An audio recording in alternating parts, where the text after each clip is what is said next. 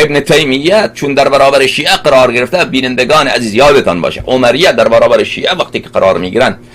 در مناظره، در استدلال، امکان ندارد که راست بگویند، مجبور هستن که دروغ بگویند، چون اگر راست گفتن اون وقت دلیل و حجج شیعه یکی دوتا که نیست، دلیل و حجج شیعه خیلی زیاده و هر دلیل مانند آفتاب روز افزون هست، جهان افروز هست و روشن و واضح هست، لذا مجبورن که دروغ بگویند.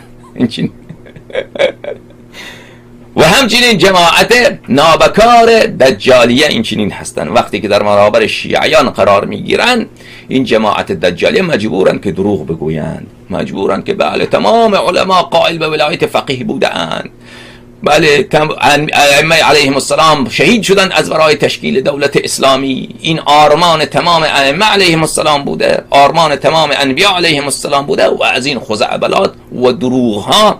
که آقای خمینی اینها را از اخوان المسلمین یک مقدارش را یاد گرفته، یک مقدار دیگه هم خود این جماعت از پیش خودشان دروغ بافتند و ساختند و به اهل بیت علیهم السلام نسبت میدهند. لعنت خداوند متعال بر علمای دجالیه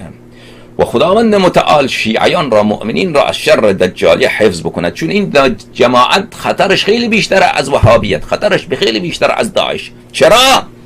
چون کفر داعش برای شیعیان واضح و روشنه، خب برای خود عمریه واضح و روشنه. این که جماعت وهابیت،